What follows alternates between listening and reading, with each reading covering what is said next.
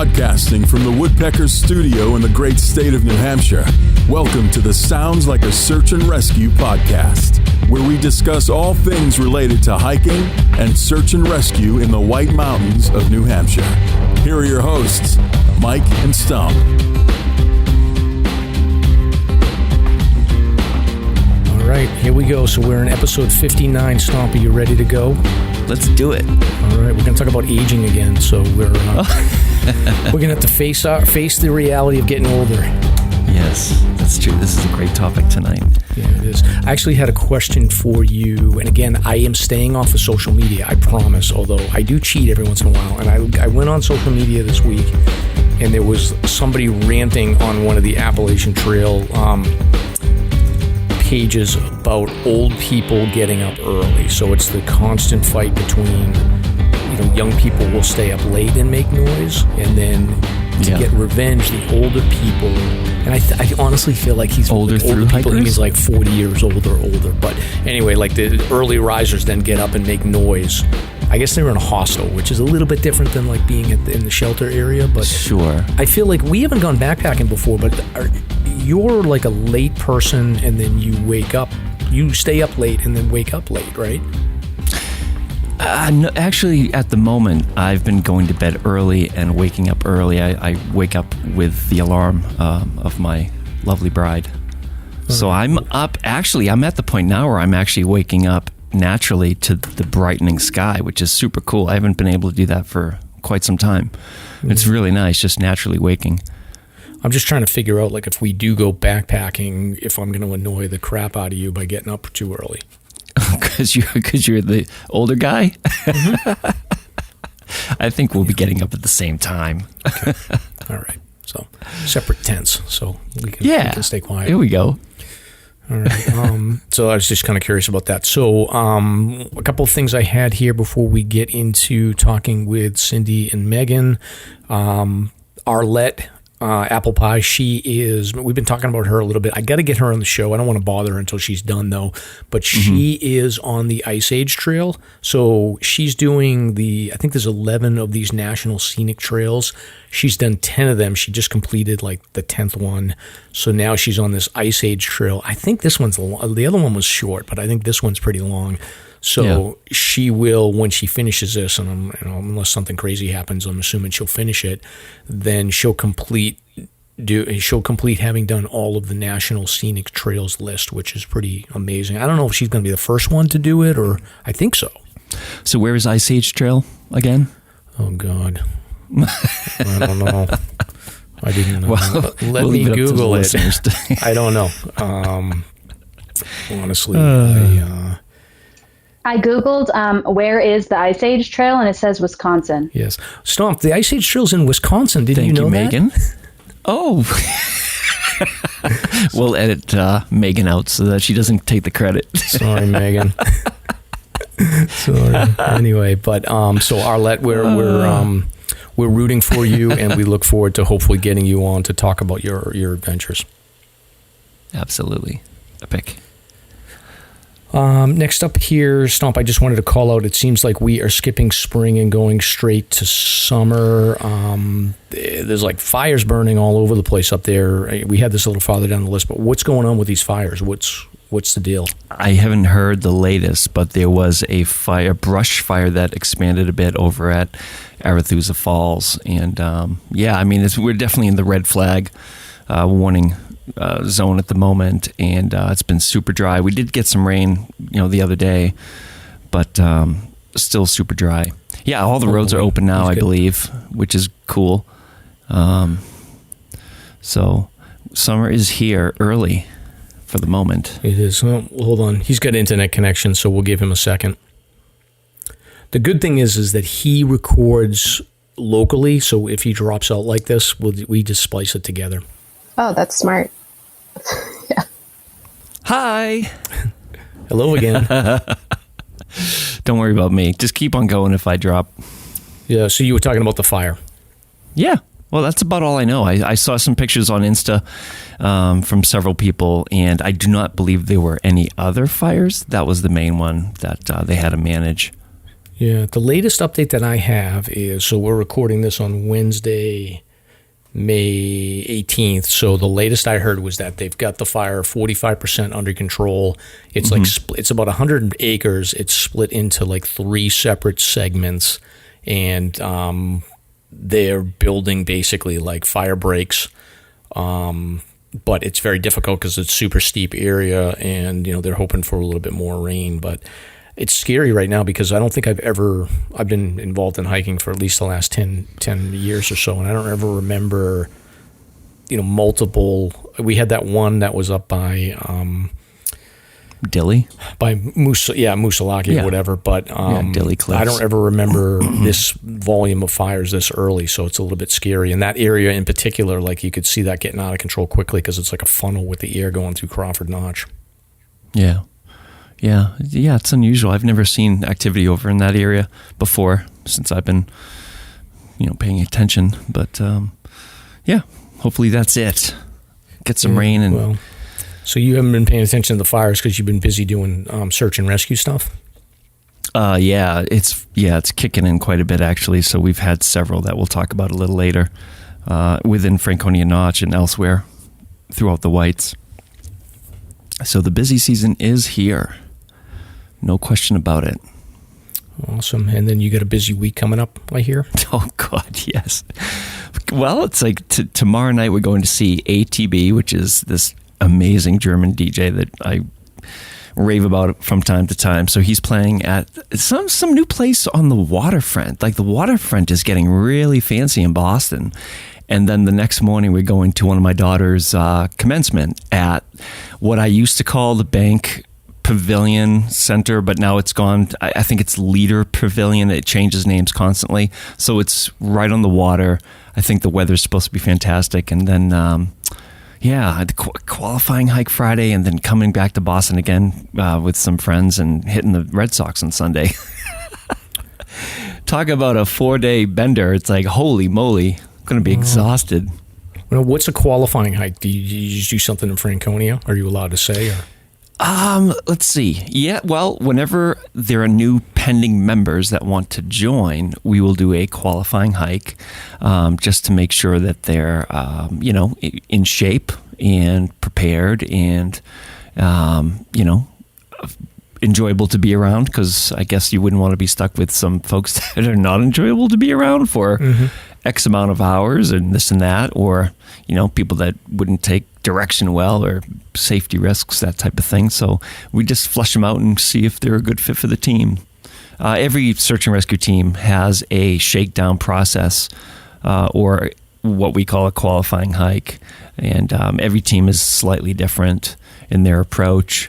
And but it's a necessary part of the process for volunteer search and rescue. And do people typically like overpack like crazy? Because I remember we talked about this before. Oh, yeah. You showed me the list of like what you're supposed to carry. Like you'd be bringing like 60 pounds worth of stuff.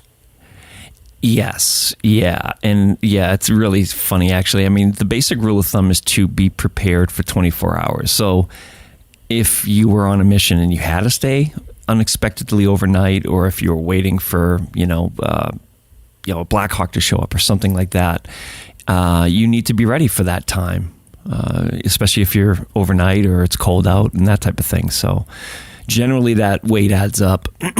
So 24 hours.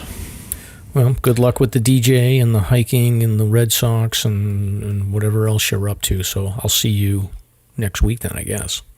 Oh, yeah. Well, speaking of the DJ thing, just another reminder. I don't know who's running that Mount Chikora race with Rockhopper, but I'm going to be there spinning some music and, letting them use the PA system and all that. So if anybody's in the neighborhood, come on by and say hi. It's going to be a great time. Yeah, I'm going to go. I'm going to go visit you. I'm not running it. Awesome. I did that half marathon a couple of weekends ago, and I was like, I'm done with races for a little while. So. Are you sure you don't want to go lug water up? Well, I may do that. The Jim Liberty? I may do that. I I gotta talk to Christina, but I'll be there, but I won't be running in the race. So yeah, I'll. And hey, listen, it's that time of the year. I do have a tick joke, which is they've been on vacation for a very long time, but they're back, and I have one to drop on you guys. You guys want to hear it or what? So I hate your tick jokes, Meghan, Cindy. I don't know if you guys have heard any of his tick jokes, but I guess we have to let him do it. I have heard a few. Oh, I do enjoy them. Oh. So. like they say, they get under your skin. Dun, dun, dun. So here it is. I put a lot of thought into this one. This is like the tick jokes are coming to a new level of nuance. I think they're like evolving or something. So here it is. Ready? What do you call a suicide bomber tick that has Tourette's syndrome? I give up. Anybody? A ticking time bomb. Oh, no. Oh, my God. See, it's complex. It's complex. Yeah. See, I put a lot of time into that one. We're limiting you to one tick joke a month. So I got a couple of other things here that I've been checking out. So this Gravity Industries company, so I'll link this in the show notes for anyone to check out. But this is the jetpack people that have that's a jetpack on your back, and then you have a jetpack that like fires off of both of your arms. They've been putting out some demo tapes. Like typically you see them, they'll go from like a small like inflatable aircraft onto an aircraft carrier or whatever over the ocean. But recently they put out some demo videos where they are actually flying up through drainages. So they're covering like I think something like maybe like 2,000 feet of elevation in like no time at all. And there's a video that I'll include where the person is flying right up a drainage of a mountain. So he just clears it and goes right through. There's no trees, so he can kind of navigate through the drainage. But I would have to imagine that something like that to get to somebody quickly would have applications in search and rescue. But I don't really know what your thoughts are. But it would be pretty cool. Yeah, every case is so different. I mean, just logistically, the training involved and location of the gear, that type of thing, it would be very complicated to logistically establish that service for search and rescue. In my opinion, just thinking about it reflexively, it could come in handy in some cases, I suppose, like for reconnaissance or just hasty searches, perhaps. I don't know. Yeah, I don't know. Yeah, it's interesting, and I would think that it would work much better out west where you've got like less trees and you've got more visibility. Because I'm just imagining like, okay, maybe you could get up the drainage in the whites, but you're still going to be, if the person's not in that drainage area specifically, it's almost going to be useless. Because then it probably comes back to that whole thing around like you don't want to cause more people to have to be rescued, and you get somebody flying up on this thing. But I just thought it was pretty cool that like maybe, if they did pinpoint somebody, it's just another quick way to get a human on to help a person. Yeah. Who knows? It's a budding technology. Yeah, but I'll post the video on our social media for people to check out because it's pretty interesting. Yeah, and like, Colonel Ninnis said, I mean, it's just the strength and physicality to actually be able to fly one of those things is pretty immense. So it's a very niche type of modality that I still find it hard to believe that it's going to stick and be useful in most circumstances. I don't know. Maybe I'm just skeptical. One of these days, Stomp, you'll be flying in for a rescue like a superhero. I'd rather fly in one of those cars, the Jetson car that they have right now. Yeah, holy moly. Exactly. George Jetson's, his date of birth is coming up. Like he was born on July 31st, 2022. Really? Yes. Interesting. Yeah. You know what else happened in 2022? What? Soylent Green, where they went to synthetic foods. You remember that old movie? No, I don't know what you're talking about. And it's just interesting that there's all these, the food shortages and supply line difficulties and things like that. Yeah, I forget who the actor is in it, maybe Charlton Heston or a major actor. But this movie came out, I don't know, 50s or 60s, and it talks about food shortages and like synthetic foods and things like that. And the synthetic food was this like drink called Soylent Green. It's pretty interesting. Check it out. I'll check it out. Send me the link. I'll put it in the show notes. Next up here, Cindy, Meghan, actually, I would like your perspective on this. There's a video that was sent to me. It's an influencer. I think she was on TikTok, and she's a hiking influencer, and she was talking about how she brings not one, but 2 tasers for protection on her hikes. So I was looking at them. I'm like, they're super heavy, and I would think that like you'd be way better off like maybe switching out beer spray or something like that, because you got to get super close to someone if they're going to mess with you. But what do you guys do on trail to like keep creepers away? Well, I fortunately haven't had any encounters like that. I don't actually carry anything. I used to take karate when I was a kid, so I just, hopefully it'll come back in a moment's notice when I need it. Do you hike solo at all, or do you go with people? I've hiked solo about a half dozen times now. Yeah. Trying to do that a little more frequently. Yeah. But since I do hike solo, my parents get worried. I got one of those in-reach devices just so I can ping them if I don't have service. So Gotcha. Yeah, I haven't. I don't really carry anything with me either. A taser seems like a lot, but to each their own. I have a whistle on my backpack, so there's that. And maybe if you're on an incline, you could just push them away down the hill. Yeah, I feel like I've always like my move is the hiking poles. Yeah. I feel like if somebody's like getting too close to the hiking poles, I'm going to start swinging around or something. But yeah, I do have those. You get those too, yeah. Yeah. I'll remember that. I used to think like a small thing of beer spray, but like, I don't know if you guys heard this story, but Stomp had beer spray when we went hiking one time, and it blew up on his leg, and it caused the whole situation. So I'm like, I'm afraid of that. I recently heard a story about a person who their bear spray exploded in their car, and they had to like literally drench the car and wash it like internally because the entire car was just a disaster. So bad. Is it? Did the car got too hot and then it just exploded? Yeah, I don't know. I don't really know what happened. I was out in Montana, and so obviously you need bear spray like everywhere you go. But I don't know what happened. Yeah. Interesting. Well, I think a taser is a little overkill, but I thought it was interesting because I was like, I never imagined that. Because that's another reason why Stomp, like, you just say hello to people and don't like get up in their business or anything, because if they take it the wrong way, like you could accidentally get tased by somebody. So, right. Wow. But that does not look like a comfortable sensation either. Like, holy moly. No. You're immobilized. Yeah, for a period of time. It's incredible. Yeah. Exactly. Yeah, 1 sounds bad enough. 2, I don't even want to think about it. Ooh, ooh, ooh. It's like, yeah. She's like got our philosophy around like a flashlight, but for her, it's like if you have one taser, you have no taser. I feel like she must have had like your headlamp. Yes, thing? like the headlamp. Something happened, maybe. Yeah, I was gonna say she must have had Mike's that experience theory. for her to have to carry that. She's probably on precaution. Yeah, exactly. So I'll have to dig into that in a little bit more detail. But Stomp, you got a couple of notes here. I don't know what you want to talk about. Somebody is allergic to water. I've never heard of this. Can you believe this? Yeah, this young woman here is allergic to water. And the headline says, I'm allergic to water and my own tears feel like acid. It's a condition called aquagenic urticaria, which is so rare that there are only about 100 cases. And so she is 15 years old. She was diagnosed in April after telling doctors that her tears felt like acid.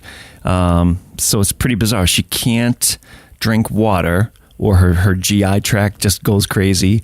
And what I guess she does for nutrition or water, it says something like pomegranate juice and what else was it here? Like electrolyte drinks, that type of thing. So it doesn't really go into treatments, but apparently there is some way that they can manage this. But can you imagine? I mean, she can't even go out to walk if it's a rainy day. It's so strange. I've never heard of that, but voila, there it is. Very interesting. The human body is an amazing thing. Yeah, I just thought that was interesting because as hikers, we rely on water so heavily. Like, I just can't imagine. So, that yeah, wouldn't there work. it is. Yep. Yeah.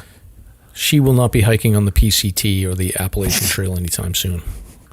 I don't think so. Yeah, I'm not sure what she'd be able to do for exercise in general. But, anywho, interesting. All right, so just moving on, a couple of other updates I have is Starlink is up and running in Maine. So People have very been exciting. reporting, like, lines of satellites. Has anybody seen these things?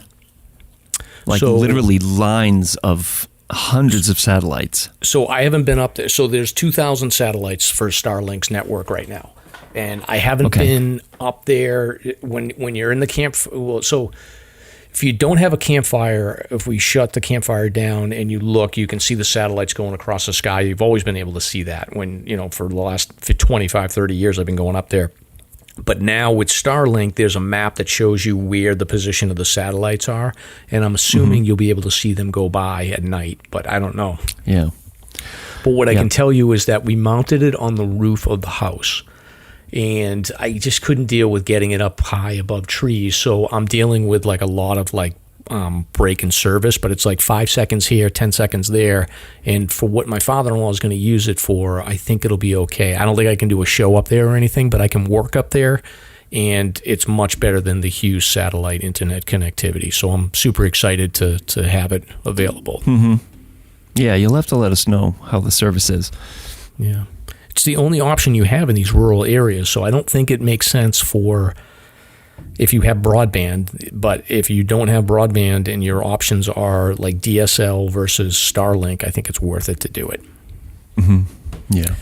Clearly, I need some better service because my service has been weird lately. I don't know what's going on. Yeah. Like even right now, my signal is very off. So hopefully I won't get ditched again tonight. Knock on wood.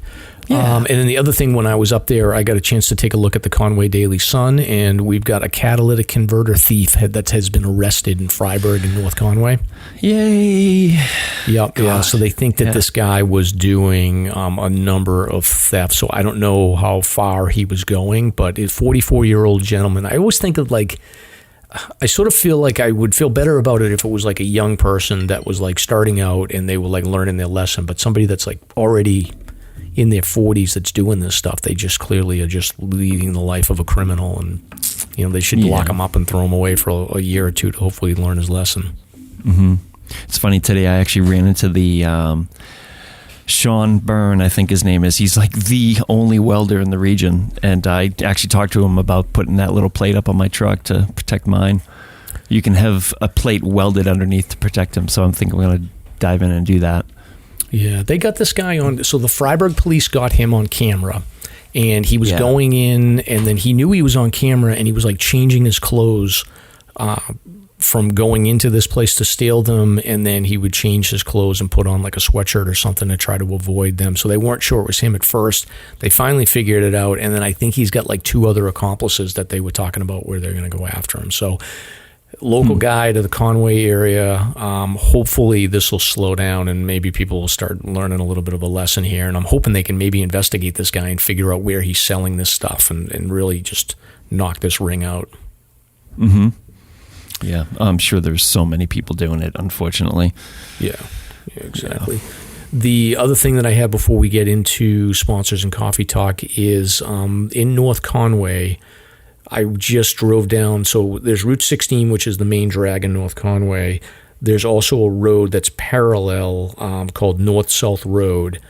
Along North-South Road, they are finishing up the clearing for what they're calling the North Conway Rec Path.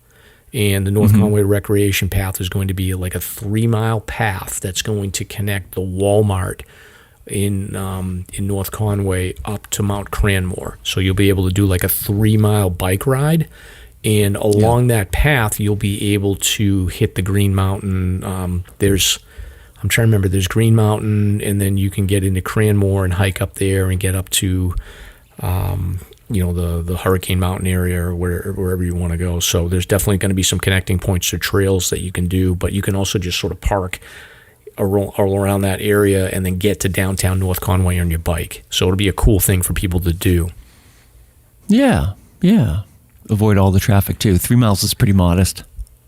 Yeah. And it's basically like we have in Freiburg, we have the Mountain Division Trail. And what they're doing is just basically putting paved walking paths along the railroad trail or the railroad tracks all the way. And I'm hoping that in the future, they'll be able to connect a walking path from like Portland all the way into North Conway, potentially. I don't know how much that they have done, but it'll be pretty cool. Yeah, that's great. Yep. And then I think the only other thing we had here, Stomp, is you needed to hand out an apology because we screwed up the audio in last week's episode. Yeah, weird. Yeah, like first I get text saying, "Oh, there's a ghost in the machine here." Like 3 minutes were missing from the end of the last episode. So I just want to thank the listeners for letting me know. Mike and my schedule have been very weird and tight lately, so sorry for the faux pas, but I can't explain it because I listened to the whole thing straight through, so it is sort of weird. So, yeah. Yeah, we'll try not to screw it up. Sorry about that. So sponsors and coffee talk, Stomp. Yeah, we got a whole bunch. Jennifer Lee Mountain donated 5. Thank you, Jennifer. Rek-lis Steve donated 5 coffees. Stacy Tardif donated 6. And she had made comment about Eric Todd Sweet's jacket comment, like, "Oh, you better bring a jacket," which was actually a really funny moment during that episode. Yep. Mountain, oh no, what is it? Spelled weird. Mountain Beaver? Oh, Mountain Beaver donated 5, and he or she made a comment about adding more information for out-of-staters, which I think to a point we're doing somewhat with the search and rescue news, but we will keep that in mind. And someone named Shandy donated 10 coffees. So generous. Thank you, Shandy. Thank you, Shandy. And, oh, yes, and Shandy appears to be our first re-listener. Like, she's re-listening to all the episodes, which is pretty extraordinary. Awesome. Jason H. donated 5. Jake and Julie made a $50 donation to the New Hampshire Outdoor Council. That's super cool. And, we appreciate the donations to keep the podcast afloat. But if you want to donate to the New Hampshire Outdoor Council, they are basically the prime source of funds for the volunteer teams. If teams need grants for gear or to support food for any events that they may be having, things like that. So New Hampshire Outdoor Council is critical. And that is about it for donations. Thank you, everybody, so much. And of course, we want to thank Rek-lis at Rek-lis Brewing, where you'll enjoy the best food, craft beer, and fun just 15 minutes from Franconia Notch, many 4K footers, and less than 10 minutes from the Five Corners. And last but not least, we do want to give a shout out to EMS. EMS will be on within a number of weeks with special guests talking about all kinds of cool stuff. So just wanted to give the listeners a heads up on that. So big developments going on. Yeah, and Stomp, I do owe the audience, like, I got to get my act together on the gear. So I'll have stickers, I'll have hats, I'll have T-shirts. I've been slacking. It's been crazy. I apologize. There was like an error. I'll share the whole story once I have everything ready, but it should be ready to go soon. Shame. You set yourself up. So the show opener here. So welcome to episode 59 of the Sounds Like a Search and Rescue podcast. Tonight we are excited to be joined by Meghan and Cindy from the Alzheimer's Association. Yay. They have been, hello. They have been hard at work organizing their annual 48 Peaks fundraising event for the month of June, and they've been partnering with the Hiking Buddies and doing all kinds of stuff. So we're going to learn all about Alzheimer's and the 48 Peaks event and talk a little bit about their hiking background. So this event is in the month of June. The teams will come together and climb all 48 of New Hampshire's 4,000 footers to raise funds for Alzheimer's. So it's a great cause. So we'll learn about this event and share some details about how you can help out this great organization. So very excited to talk to them. And then later in the show, we will have some recent search and rescue news. And then I've got a short history segment on Kearsarge North because I went hiking there a couple of weeks ago and I did a little bit of research. So we'll share that. Awesome. So I'm Mike. And I'm Stomp. Let's get started. Very good. So next up here is beer talk. Anybody drinking any beer? Meghan, Cindy, are you drinking anything tonight? I broke out something from my fridge for this special occasion. It's one of those like little tequila sodas. It's called Mamitas. Oh, nice. Yes, Awesome.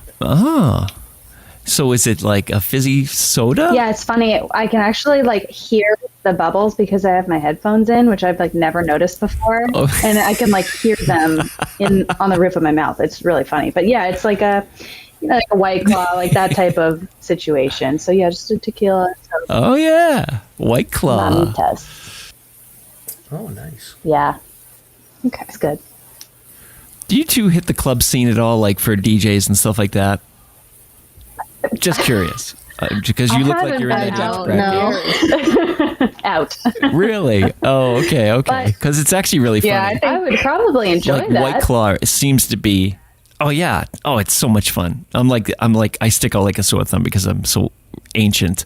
But I think White Claw is one of those like EDM drinks. So like you see that all the time. It's so funny. Anywho, inside baseball. Yeah, I can't remember the last time I went to like a club. It was probably my first job out of school because it was more of a college feel at the time. So it's been a while. Are you drinking anything tonight, Cindy?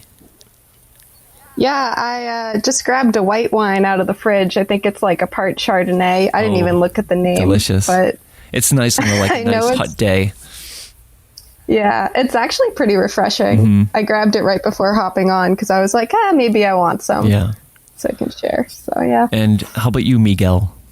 So I don't know if you guys noticed or not, but I'm a little red, and I was out on the water all day. So I did my annual fishing trip with the on the hard merchandise boat, which is one of the Wicked Tuna boats out of Gloucester. So I was out there with my brothers, and I took my daughter and one of her friends, and I had a beer. I'm like a 1 beer a day person, so I had a beer when I was out on the water. And now that I'm so sunburned, I just have a water to keep me through this. But I forgot to put a hat on, so I'm like fried right here. Oh, I thought that was the Starlink dish, but it's just your forehead. Yeah, exactly. Oh boy! What about I you? just have a Anything little. good? Yeah, just a little homemade margarita. Yeah, the spur of the moment. I was going to get a beer, but I just ran out of time today. So, oh well. Okay.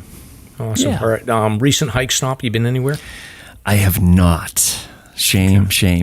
So I plan to get out sometime soon after this crazy weekend, but nothing on my end. Yeah. I haven't gone out either. I haven't. I got high school graduations. I got proms. I got family events. I think I'm going to try to get out on Sunday, maybe take my daughter up to the Belknaps for a little bit of, I guess I'm going to do all the peak bagging in the Belknap, so I might try to grab Gunstock in Belknap Mountain or something like that. Oh, nice. How about you two? Megan, anything recently? Or Sadly, the last time I went for a hike was January 1st. So it has been a very long time. But I am hoping to get out there soon. I am also running a half marathon, so my weekends have been taken up by running, unfortunately. But oh, wow. My half marathon's on Sunday, and I can't wait to be done so then I can move on. Nice. That's awesome. Cindy, anything for you? Sadly, not either. Yeah. Last time I went on it's between work and school. My weekends and just nights in general are pretty much shot. So the last time I actually went on a hike was back in February. I went to Pondicherry. Oh, cool. With my friends. I saw that the first time this winter when I was doing the snowmobile guiding. It's a beautiful spot. That's one of the destinations. It was gorgeous. Oh yeah, it's so cool. It's so. I think it's difficult to get there in the winter, so the snowmobile makes it accessible. So how far did you hike in to get there? How do you get there in this warmer weather? So we drove in by the airport and then parked. There was like an easy access to the rail trail there, so we just I just parked on the road and we walked all the way into the pond. Yeah. And had a beautiful view of the presidentials. I've never been, or at least it's been a while since I've been that far north, so I haven't seen the mountains from that angle before. It's neat. So my friends were like, "Are you okay?" Like, I was so excited and taking so many pictures. It's like, it's fine. It's beautiful. Yeah, apparently it's a big, popular bird viewing spot. So if you're into looking at the birds, and what's the term for that? Bird watching, or is there a technical term for it? Bird watching. I would say bird watching. Yeah. There's definitely a technical term to it. I don't know what it is, but we'll look it up. Ornithology. Yeah, something like that. Yeah. And so we've been off doing some hikes, but some of the listeners have been doing hikes, and this week there were 2 notable hikes. So Mike, I think I'm going to let you do the honors, and actually maybe the 3 of you can decide which one to pick here. So, well, I have a question for you. I have a question first, is what exactly do you need to do to like be a notable hike? I feel like this is an Instagram thing, so I'm not on Instagram. Like, what are the rules again? Like, oh, just tag us. If you've done a hike and you tag SLASR podcast in your picture, then we'll consider you for notable hike of the week, and you just get a little prop. And how do you tag somebody on Instagram? Like, is it like you do the @SLASR podcast? Like, how does that work? There is a tag. Explain this to me like I'm a boomer here. So when you're posting, there is literally a tag button. So you press that tag button, and it opens up sort of a functionality where you just click on the picture, and you can tag people. Locate the @ symbol of course. Yeah. Okay, got it. Okay, makes sense. All right, so it's super cool. I was confused, so I'm sorry. Yeah. So the first tag we got was 2 weeks in a row here. Rek-lis Steve again. He did an overnight on Webster Cliff, and he was doing trail maintenance. And I guess he was talking about a weather inversion that kept him pretty warm at night. And he posted an awesome picture of Carry Out Stout, which that's a Rek-lis brew that is near and dear to my heart as well. So that was the first one. Thanks for tagging us, Steve. And then the second tag was Full Strength Coffee. This is pretty cool. It was a daughter and dad hike on Mount Chicora. So that's pretty sweet. Thank you for that. I did see that tag. one. Yeah, I did see that one. That's the winner. I like the father and daughter. I'm biased, though. That's my thing. There you go. My daughter. So. Any comments, Cindy, Megan? I also like the father-daughter one. Yeah. And I also, Chicora is beautiful. I love it there. Yeah. So, sorry, Steve. Biased. Maybe next time. Exactly. All right. So anything else, Stomp, before we go in? We're going to talk about the 48 Peaks and Alzheimer's and everything. Do you have anything before we get into this? No, we are ready to go. All right, Cindy, Megan, you guys ready? Ready. Let's go. SLASR's hiking topic of the week. All right. So I don't know a lot about Alzheimer's, so I will be asking a bunch of questions. But I think the only exposure I have personally to anything to do with, even like, and again, I'm going to ask you this question, like the difference between dementia and Alzheimer's, and like, I don't know if there is a difference, but like the only experience I really have is with my grandfather. When he was getting to be up in his like late 80s, early 90s, he was clearly like losing his cognitive abilities, and he was in veteran housing. And I remember like sort of a funny story where he was lonely, I think. And the first of the month he would get like his Social Security checks, and, we would come visit him. And one time we visited him like the second of the month or something, and there was like 3 people in his apartment. And he had let these folks in to like help clean his apartment. They were like maids or whatever. So he just got confused, and he was like, he ended up like just letting them in. And, he eventually like, he was like, oh, I have these cleaning ladies that are helping me out. And it turns out that like they just like cleaned him out of every nickel that he had, like from his Social Security or whatever. So it was kind of crazy. That was our sort of like our signal to be like, we got to start paying a little bit more attention to his cognitive ability. And it was kind of funny because it was like, you just had to know my grandfather, but like, that's about all I know about like older people, or even like, it's not even older people, but just people in general sort of losing their cognitive ability. So I'm curious, like with both of you having sort of knowledge of this area, I'm very interested to learn more about it. But I guess maybe if we could start off, if you want to, Megan, sort of give you a little bit of background on your association with Alzheimer's, and then talk a little bit about hiking and how you got involved in the 48 Peaks event. Yeah, so I started at the Alzheimer's Association in September, so I'm fairly new. Cindy's a member of my committee, and she's been involved with 48 Peaks a lot longer than I have. But yeah, it's been quite a journey. The Alzheimer's Association does a lot. It's really impressive, and I'm sure we'll get into everything later on. But it's so much more than research. It's providing support for families and making sure people are aware of the signs and all that jazz. And so I've just been blown away, kind of learning a little bit every day about what they provide at the association. So. But yeah, I've been in fundraising my whole professional career. So this is my second job in fundraising, and I really like it. It's a great experience to meet people and build relationships and really watch something take off and be very meaningful to people. And honestly, what sold me on this job was the 48 Peaks portion. When I was reading the job description and doing some research on this website and like what, the job description was all about, I saw this whole section about 48 Peaks, and I was like, well, that's right up my alley, and I love that. So it worked out pretty well. So it's been so cool to see it grow. But yeah, I started my 48 Peaks, or my 48 4,000 footer journey in 2020, probably when a lot of people had nothing else to do. So I had always been a hiker. I didn't know anything about the White Mountains, so I was staying a lot more in southern New Hampshire and hiking around there, which I loved. And I just assumed 4,000 footers were completely out of my range of ability.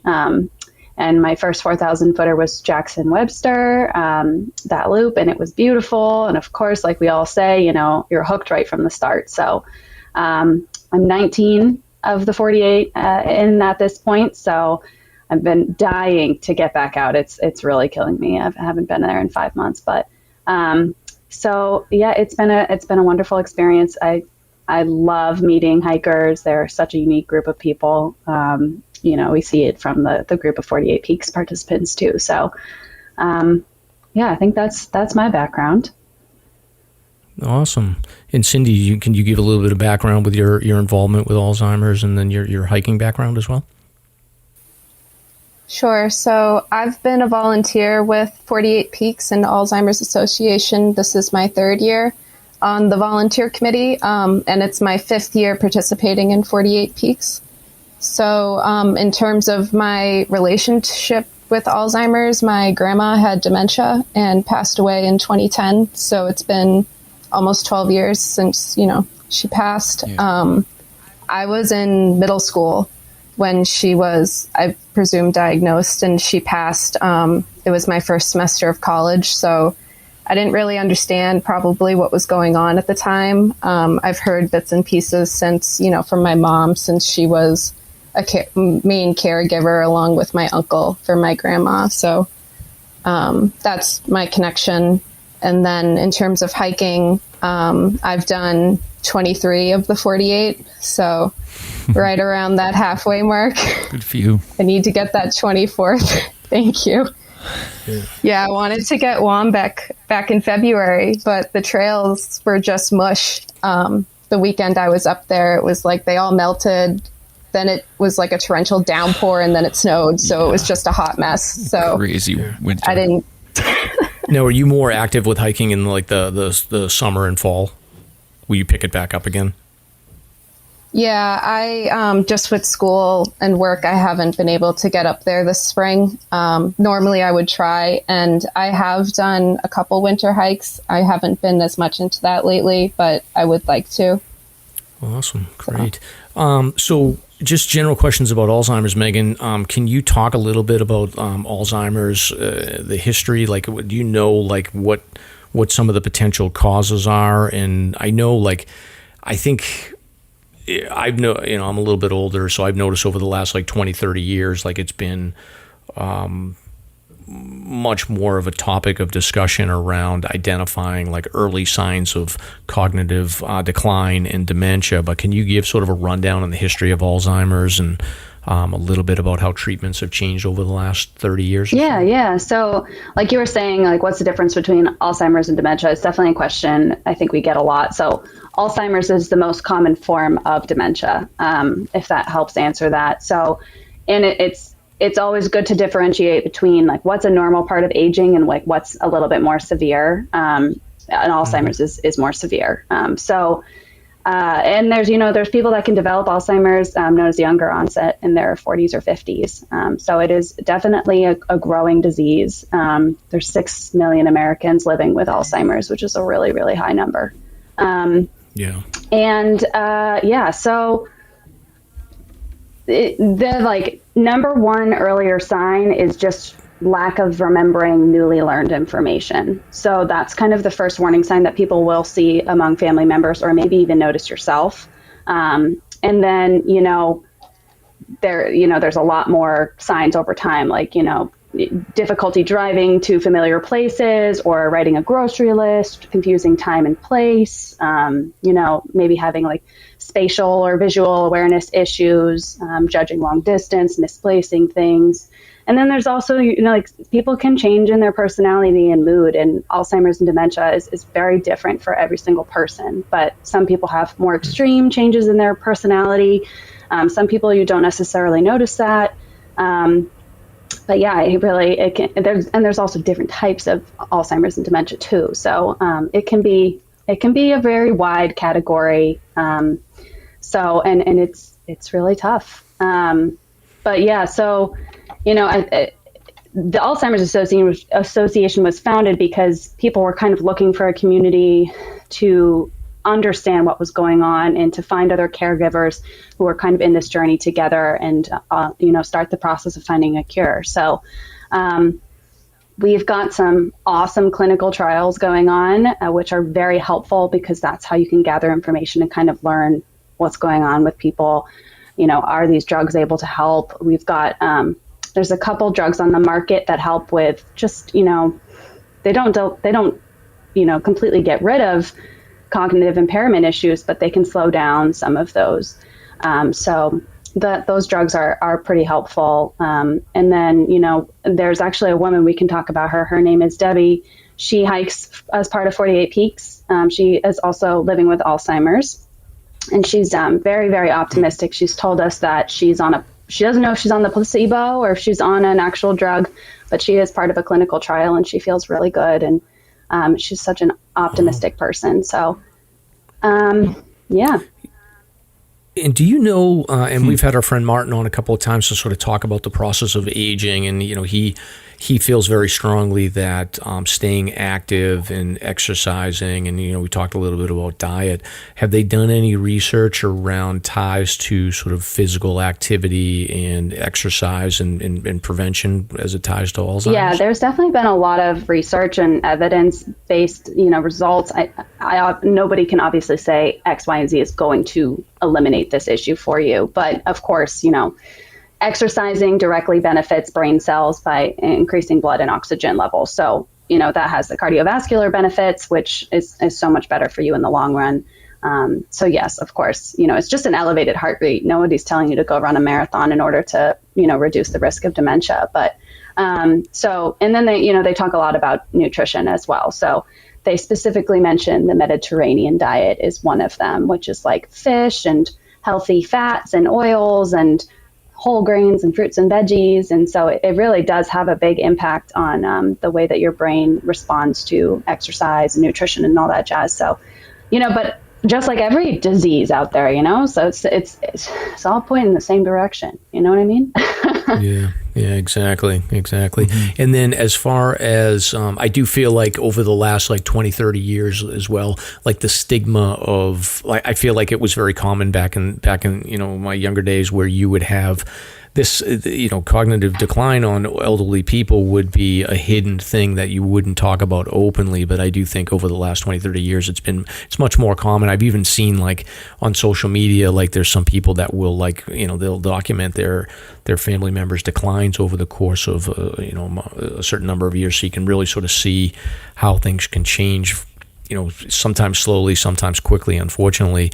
But can you talk a little bit about sort of the family support in treatment? And I would assume like there's a sort of a decision matrix that everybody individually needs to make around, at what point does independence go away? At what point does it make sense to take care of the person in your family's home versus professional solutions where you're putting them in a sort of a third party location where they've got treatment? Can you talk a little bit about how that works? Yeah, so obviously it's different from person to person, and kind of what you just said, the stigma has changed, and there are still a lot of cultures that don't accept Alzheimer's being a part of their life, and they just kind of may try to avoid it. And that's why we do what we do, is to just educate people that there's support out there for them.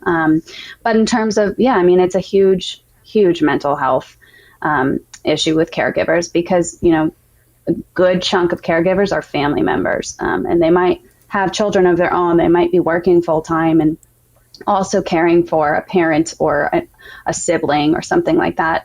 So it can be really, really difficult to be able to balance all of that, and then also, slowly lose somebody that you've known your whole life. So it's certainly very difficult, and it takes a huge mental toll. So the Alzheimer's Association has a ton of, face-to-face, in-person support groups, and also virtual, that are meant for people living with Alzheimer's, are meant for family members, are meant for grandchildren, and are, they also have a ton for caregivers and managing stress, because it is really important, and there's a lot of depression that can come from that, and just stress in general. They estimate that the cost of unpaid care is $321 billion in the United States, which is just an insane amount of money. So it's definitely tough. But I think, if people can attend those support groups where they can talk to somebody else who gets it and really understands what they're going through, I think that's very crucial. Yeah, and Stomp, and I don't know this for certain, but I feel like in your line of work, like you're dealing with this in a pretty frequent amount of cases, right? Correct. Yeah. As a physical therapist, I mean, in the geriatric population, I'm typically seeing people for deconditioning and, post-fall orthopedic fractures, that type of thing. And it can be really challenging because you have, in some cases, like you guys said, it's very diverse, and the presentation is so wide. It's fascinating, but what I see is a lot of difficulty with people learning, like the ability to learn something. You teach somebody something like, no, you can't use that hand. You fractured that hand. You fell. You fractured your hand. You cannot use that. Oh, okay. 2 seconds later, so challenges like that for a therapist are pretty typical.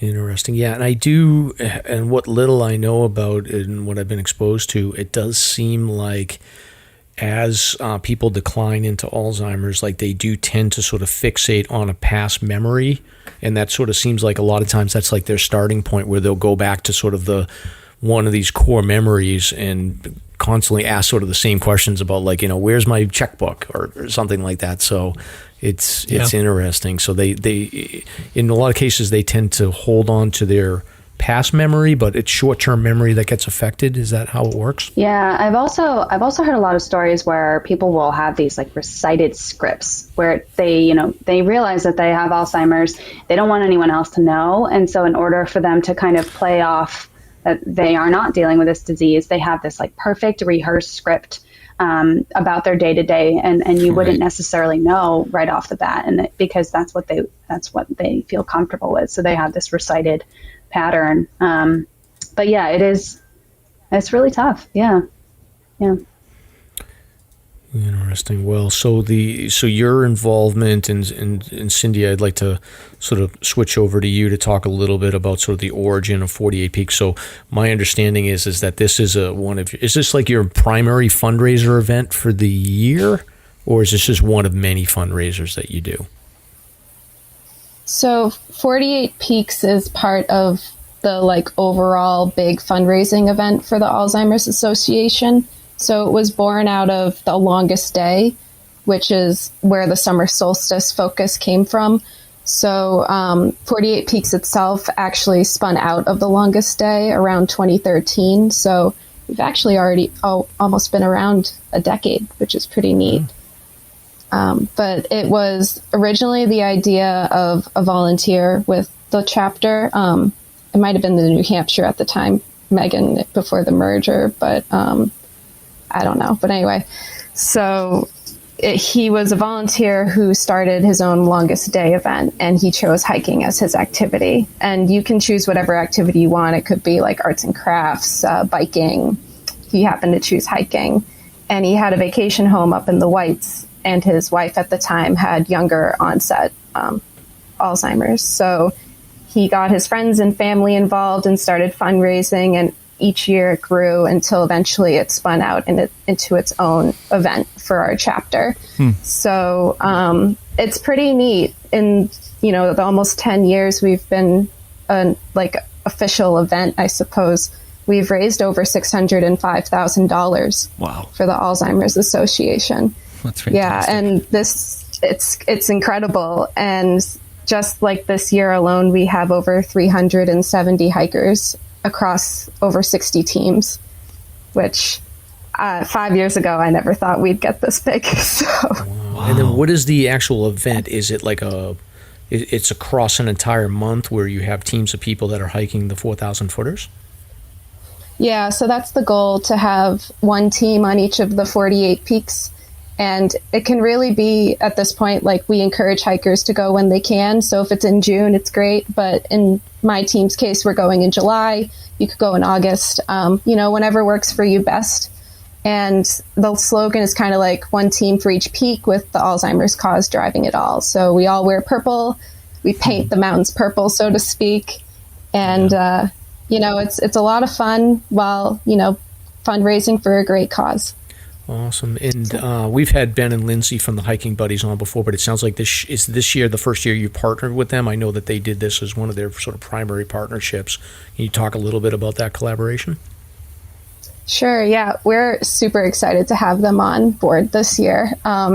This kind of goes back to, I'd say, January. Meghan sent like a Facebook message to the Hiking Buddies group, and Ben responded and was like, yes, we would love to be involved with 48 Peaks this year. So originally they planned on, having about 100 hikers involved and raise $10,000, and they've completely blown that out of the water. So just as a the Hiking Buddies themselves have raised $115,000. Whoa. And they have 250 hikers. So wow, that's so crazy. Like, I remember when that group just like sort of started off as like this tiny little group, and to see how they've grown, and there was such a demand for like sort of the networking for people to come together with hiking. But I haven't talked to Ben in a while, but I can imagine that like he probably never thought in his wildest dreams that something like this would, a fundraiser of over $100,000. So that's awesome. Yeah, I was actually looking back through like my personal Instagram posts this week, and I had a post from last July that we had raised $35,000 as an event. So I can't even fathom how much we've fundraised with Hiking Buddies' help this year. We are so grateful to them, and big shout out to Ben for like motivating all of the hikers and Hiking Buddies. Awesome. Also shout out to Meghan, because domino effect, sending that message. I was really lucky. Yeah. But through Hiking Buddies, we've met some people that have like really deeply been impacted by Alzheimer's, and it's so they're super passionate, and they combine something they already love to do with something that's so important to them. So we captured this audience of people that were like, this is right up my alley, and I'm really happy to be able to support, my mom or my great aunt or anything like that. It's been really cool to read people's stories. Yeah, it's amazing. And then with the participants, are you finding that there's a lot of family members that are looking to sort of take action and they're getting involved in hiking for the first time? How much of this is sort of adding participation with people that haven't got a lot of experience getting outdoors like we all do? I'd say we have some beginner hikers. Actually, we've had a number of hikers find us through the Instagram account, which has been really great. So I know Megan's been talking a lot with the hikers who reach out just for like tips on what peak to pick, for example. And we always encourage them to pick whatever's within, their abilities. Like if you can't do a 4,000 footer, like that's totally fine. You can pick maybe a 52 with a view. This year we have a team doing Mount Willard. Maybe someone would do Mount Pemi another year. In past years, especially with the pandemic, we had to encourage people to, stay low and local. So it was a lot of very simple flat trails around maybe ponds, just in local neighborhoods, so whatever is fits what you're looking for as a hiker, be it that you're a beginner or maybe more expert. Awesome. And then you do have some people that are dealing with Alzheimer's and dementia that are participating in these hikes as well. Yeah, like Megan mentioned, Debbie, who's on Team Sisu, she was recently diagnosed and she'll be hiking this year with them. And all of her friends have been fundraising like crazy and, trying to do it for her because it's hard to receive that diagnosis. Yeah, I can imagine. And then any stories since you've been involved in this? Any fun stories, either on the trail or as part of the fundraising? Any fun stories that come to mind for you? So I had a neat one probably back in 2020. I was hiking Mount Garfield with my friend in like the fall for a foliage hike. I just happened to be wearing my 48 Peak shirt, and this couple stopped to chat with us. Almost always when I'm wearing the shirt, someone asks me what it's about because they think it's, for the NH48 like list, but then it's like, well, it is, but there's an added component that it's fundraising for the Alzheimer's Association. So we got to talking with this couple and they asked, can we donate? So I happen to have this little business card with my team name and the website and everything. And so I gave it to them and, figured out maybe they'll look it up later. Maybe they won't think anything of it. And that night I had like a $20 donation to my team. So that was a pretty neat experience that someone cared enough to talk with us and then gave a donation as well. Yeah, that's fantastic. And then as far as recent articles and news, you guys got a little bit of press in News Center, one of the main papers or TV stations. They did an article on you guys. Yeah, I think they interviewed Ben as well from Hiking Buddies. Okay. There was a video associated with it, and it was really neat just to see 48 Peaks out on, I think they are a TV station. Yeah, I also think they're going to be hiking one of the 48 as well on June 11th with one of the Hiking Buddies teams to get some cool footage and kind of put together like a whole video at the end, which is really awesome. We've never had that before. So it's super exciting. That's so cool.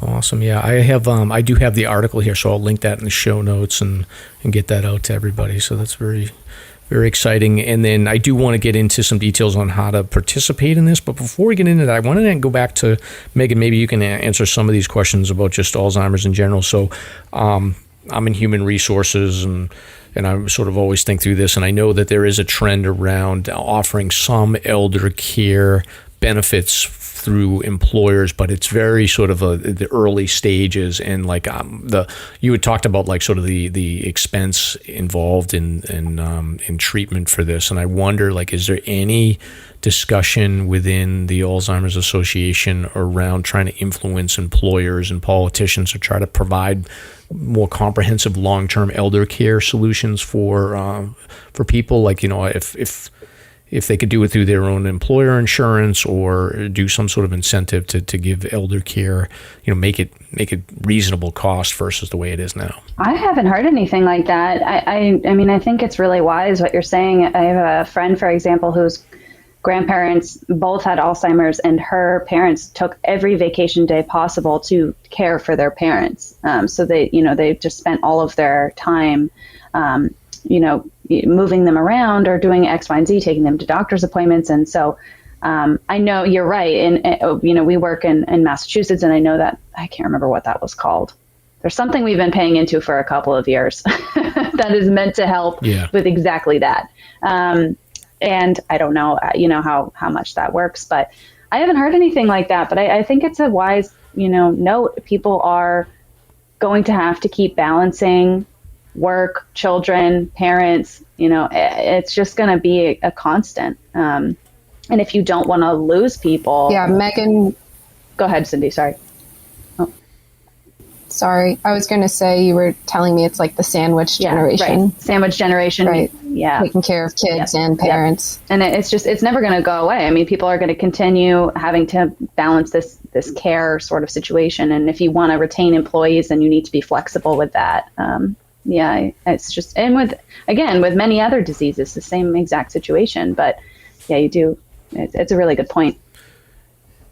Interesting. And then does the association offer any sort of cost planning or financial planning? I would assume by the time, you realize what's going on, like I know me personally, probably I'm more proactive about this with some of my family members, but I would assume that like sort of there's a scramble to say, like, let's make sure that we get the financial house in order as soon as possible when you start dealing with this cognitive decline. So can you talk a little bit about what the association does? Yeah, I have also heard from a couple of people that maybe started that financial and legal planning journey a little too late, and it was very, very stressful. And I think, yes, if you can kind of start that path, what you can do is connect with the Alzheimer's Association, and they'll really provide you with everything. I think you have the helpline number is going to be in the show notes, and that's a 24/7 thing. Yep. You can call about any question under the sun.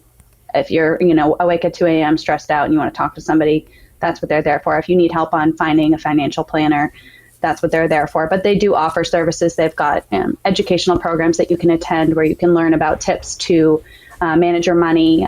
That's also available for care for those living with early stage Alzheimer's as well. They can kind of learn about that as well. So, I think the financial and legal planning is an area where people can be very confused as to what next steps to take. So definitely alz.org. That will just, show you the right direction to go in, and you can find all of that information and connect with somebody who can really help because they're experts in that field for sure. Okay. Great. And then we'll talk a little bit about how you can participate in 48 Peaks in a minute, but I did want to pivot and Stomp. Maybe you can definitely chime in on this, but it's a semi-regular occurrence. And I have a feeling that a lot of times sort of these events become sort of the trigger moment where people realize, like, my family member is really struggling and we need to make a change. But like it's not uncommon at all for us to see 2-3 of these sort of news stories in the New Hampshire Fish and Game where you've got either elderly or not even that elderly, but people that have cognitive decline issues, Alzheimer's, dementia, like wandering off. And they've got to execute a search and rescue. Stomp, I know it's pretty common at this point. Like I see that happen quite a bit. Do you, as far as search and rescue goes, I'm assuming you've been on a couple of those search missions in the past, right? Correct. Yes, I have. It's pretty frightening when that happens. Just having an elder out there roaming around. It's all hands on deck, really. They involve multiple resources, whether it be state police, local police, volunteer teams, canines. I mean, everybody gets involved to participate in these events. And but you're right, Mike. It is that moment where you start to wonder, okay, this is not a safe situation for this individual, so what has to be done now? Especially if it's a repeat offender, which can happen as well. So it gets very complicated.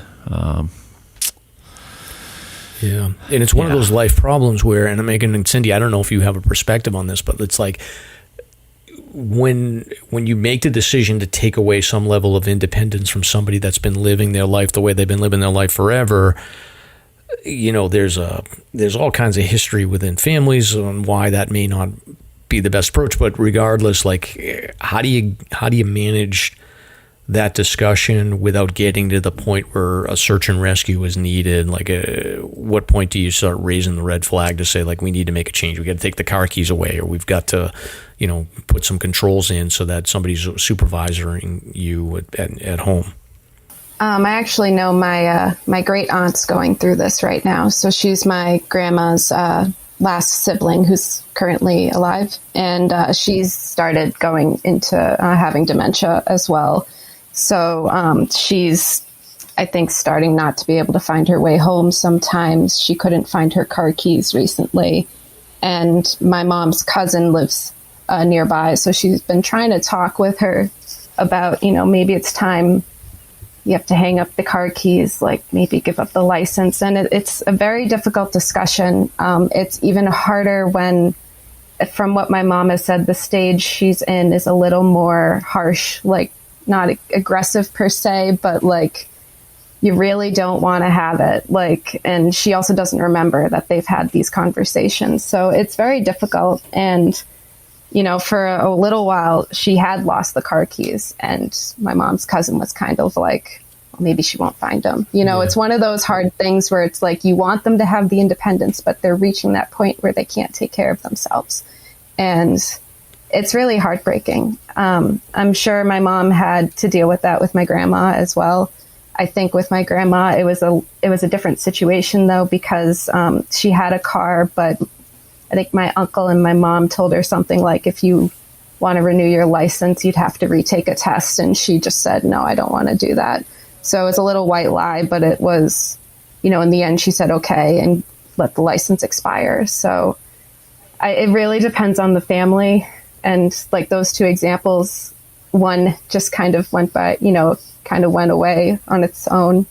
The other, I don't know what's going to happen with my great aunt at this point. Unfortunately, it might take, someone getting lost before it's like, okay, something needs to be done, which is very unfortunate. Yeah. Yeah, and again, there's no good answers, but I do think that like there's always that voice in the back of everybody's head thinking like, okay, this is not a safe situation. I think it's much like me and Stomp talk about when it comes to search and rescue. Like you have to learn over time what that line is and don't walk past it. And I think it's the same way when it comes to these discussions with, I think you want to err on the side of caution versus letting things go until there's sort of a tragedy. But it's tough. You can't always catch them, and Stomp, you guys are always out there, it seems like, helping out to find these folks when they do get lost. Yeah, it's really tough, especially for the families that really can't afford to do something or have a placement. It's just heartbreaking. It's so common out there. Families just stretched to the absolute limit. So Megan, how do we participate in the 48 Peaks? What are some of the options? Can you still have a team, and can you still fundraise? What's going on? Yeah, and you guys, we'd love for you to join us, and we'll make sure you guys get some nice 48 Peaks swag. And we'd love for you guys to hit up one of the 48 and join us there. So yeah, we like Cindy said, we do have a lot of people that hike in June, but we also recognize that there still could be snow. We all know there is a plethora of bugs, and so if you want to hike in July, I don't blame you, or August. So yeah, and we're going to continue to grow as an event. So maybe a year from now we'll be talking about fall hiking as well. Who knows, or even in the winter, but. Yes, so the website is alz.org/48peaks, and you can sign your team up right on that website.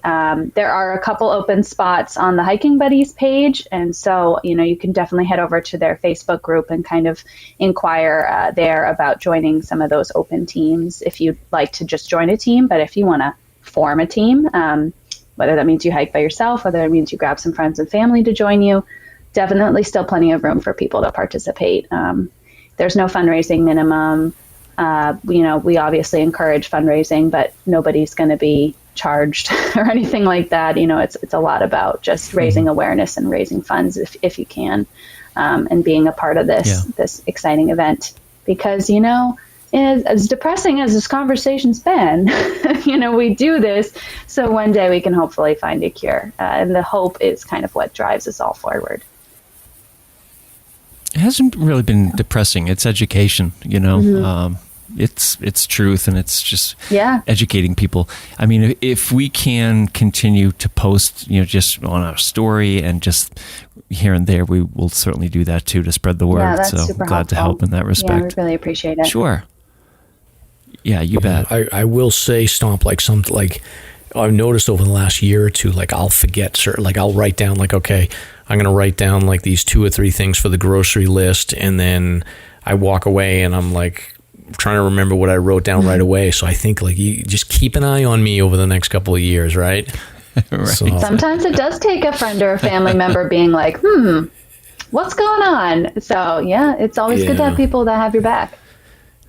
Yeah. And it's so sad. It's just I can, and again, I don't have a lot of specific experience, but just the idea of somebody being there with you, but not really with you, and then getting glimpses of who they were before, it must be a very heartbreaking sort of thing. So yeah, definitely. It's a tough our thoughts disease. are with all the family members, and like you said, we will link in the show notes the direct link to the 48 Peaks event. We'll put in the Facebook group, we'll put in the Instagram, and we'll include the 24/7 helpline and all your information, Megan, email and contact info as well. Yeah, and we have one participant shared with us this really cool photo of her grandmother on the top of Mount Washington in 1920.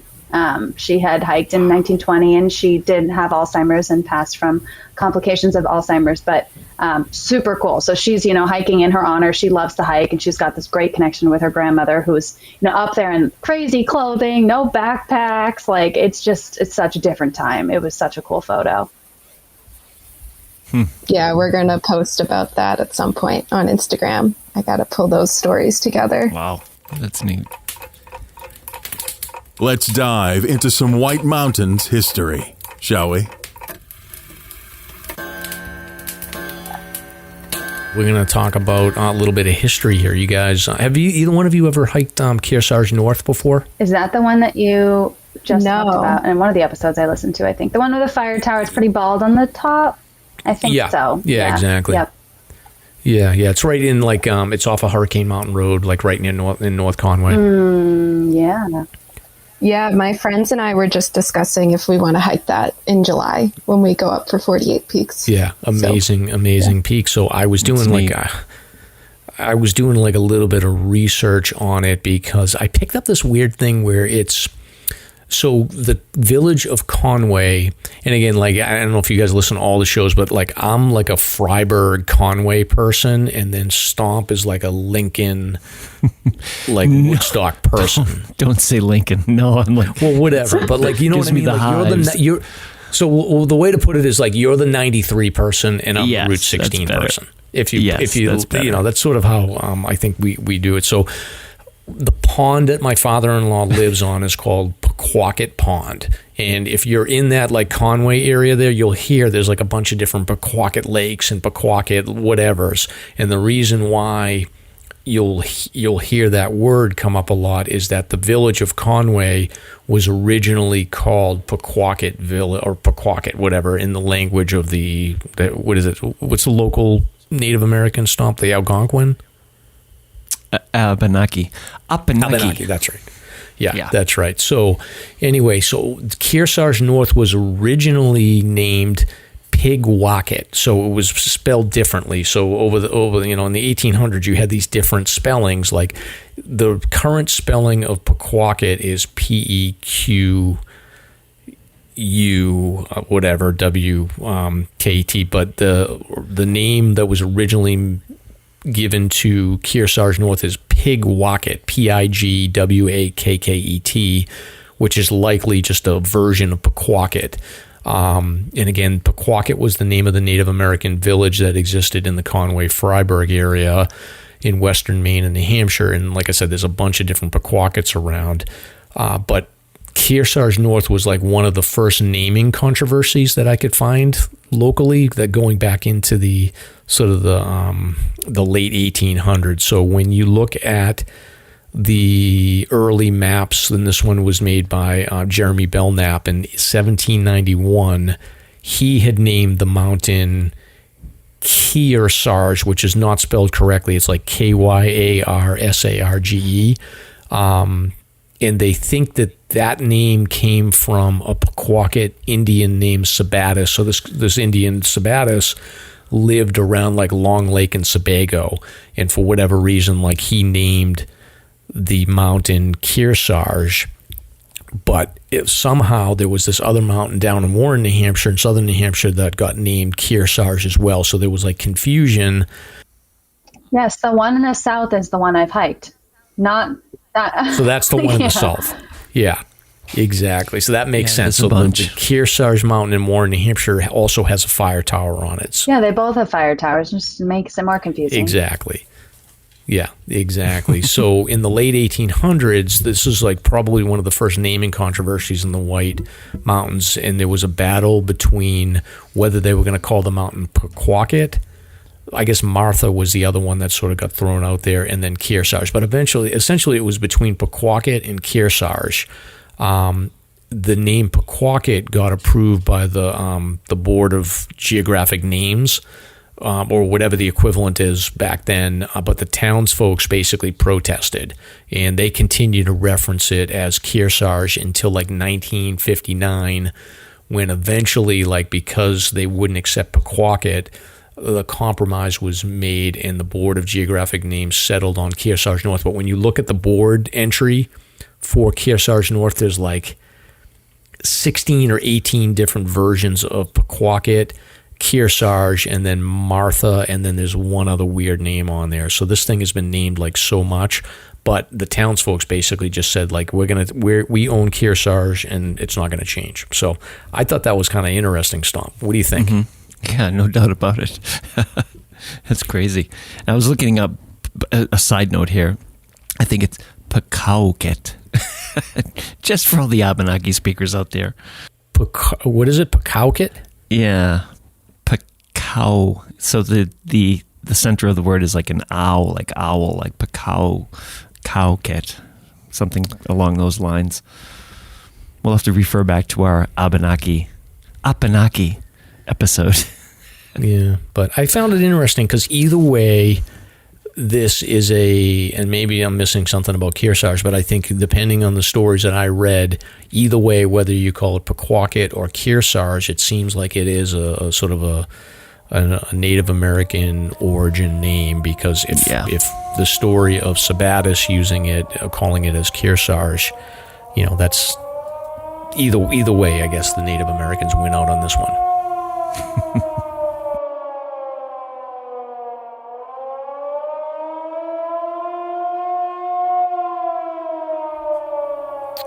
All right, so that is our history segment, Stomp. So we've got a bunch of search and rescue stuff here.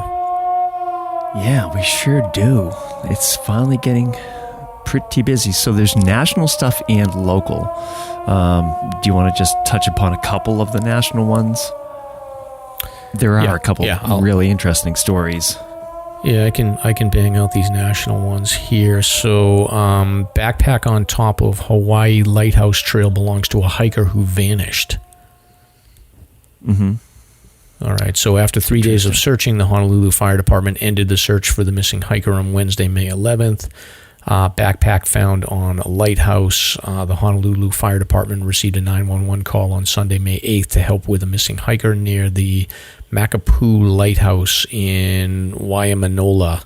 And 19 people were activated to rescue this 23-year-old hiker.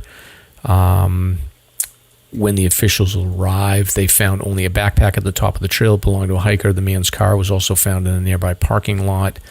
They identified the missing man, and I guess he was last heard on Friday, May 6th. And the mother says that he visits the Lighthouse Trail often, and they found his laptop, an empty water bottle, and keys in his backpack. So they activated helicopter rescue and they scoured the area. They've done multiple searches and no sign of this guy. So I think last I read he was still missing. Is that right, Stomp? I'm not sure.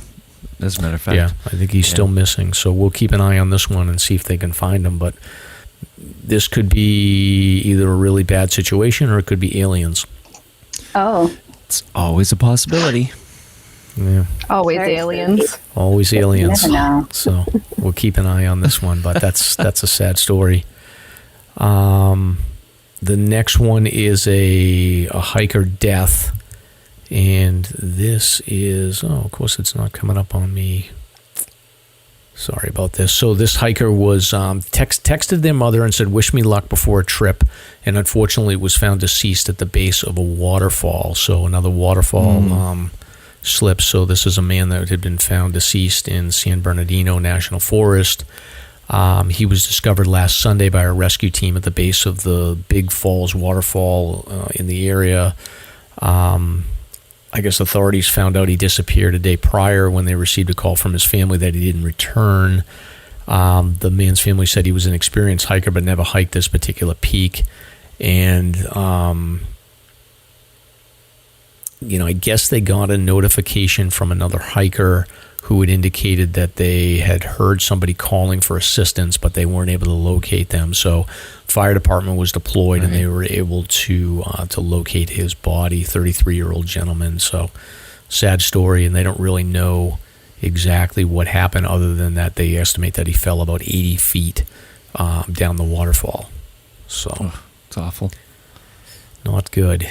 Yeah. Any fun stories, Stomp, or is this all depressing? Well, yeah, you skipped right over the flip-flop story. Oh, all right. I would have started with that one. All right, I'll get to that in a minute. Yeah, I'm curious about that one. Yeah, yeah. It was like a weird highlight, so I didn't know if I was supposed to skip over that. So I'll get to it. But here's another. This is one I can relate to being in Florida.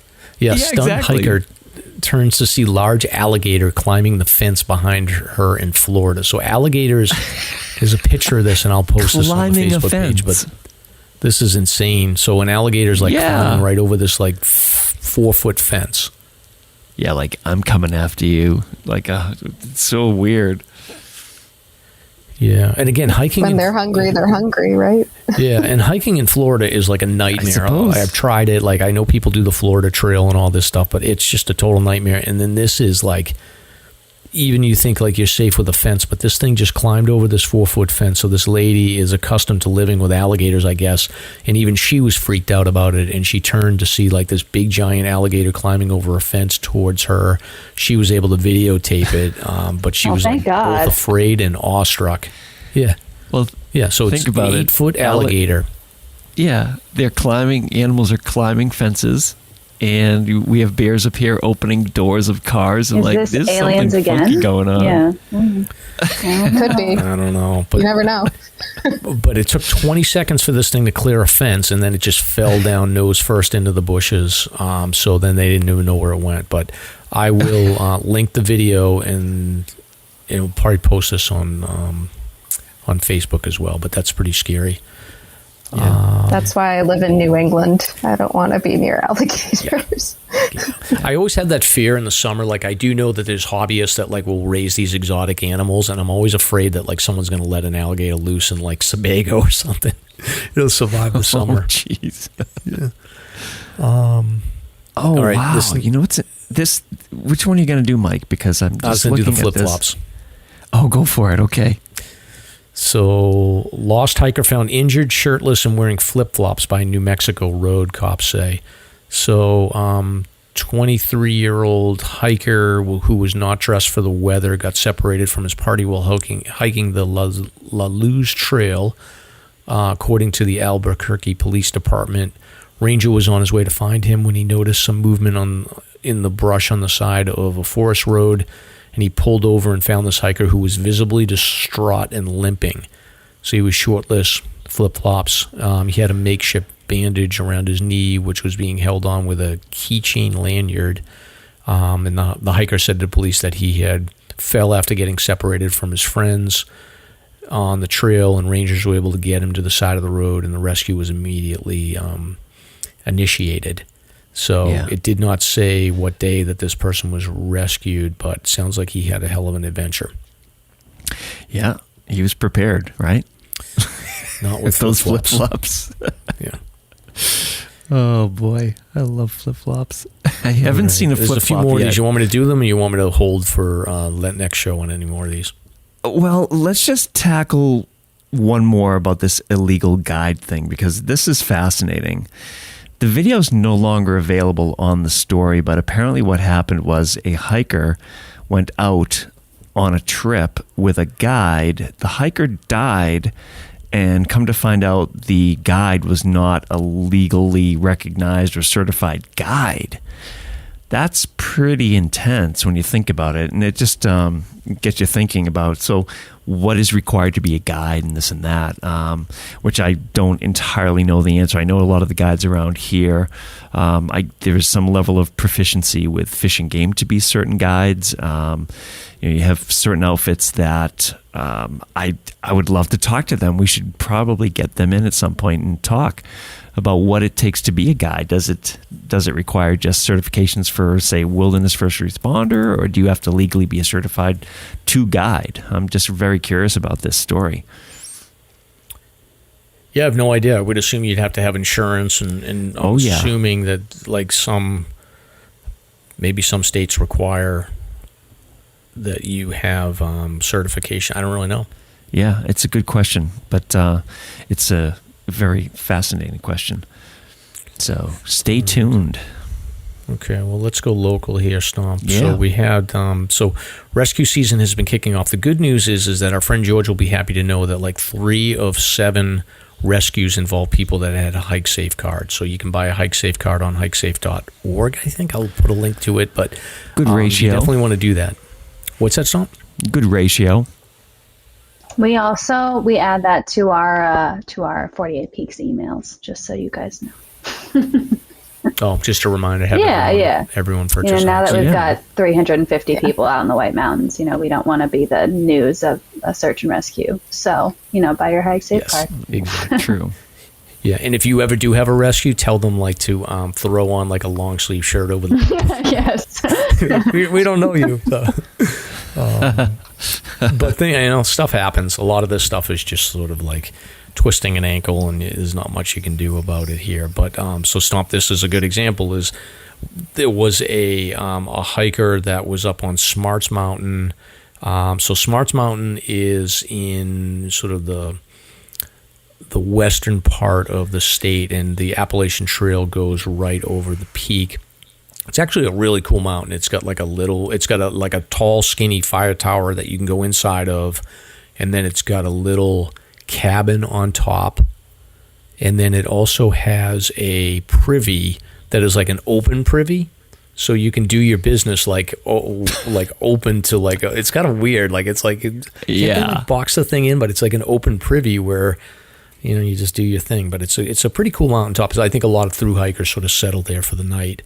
But this person, I don't think a lot of thru hikers are going through, but on Thursday, May 5th, around 1:40, Fish and Game was notified of an injured hiker near the summit of Smarts Mountain in Lyme, and they responded with the Hanover Fire Department, Lyme Fire and Rescue, and some groups from Vermont as well. So they had a team of volunteers from Upper Valley Wilderness Response as well. 62-year-old gentleman from Massachusetts was descending the Lambert Ridge Trail, which is a beautiful trail if you're going, especially in the fall. Lambert Ridge Trail, he fell and sustained a serious injury. Due to the nature of his injuries, the distance from the nearest trailhead, because you are pretty far away, they determined that a helicopter extraction would be the best course of action. So they got a National Guard helicopter deployed to attempt an airlift with about 20 volunteers and fire department personnel that had hiked to the trail in case that the airlift wasn't possible.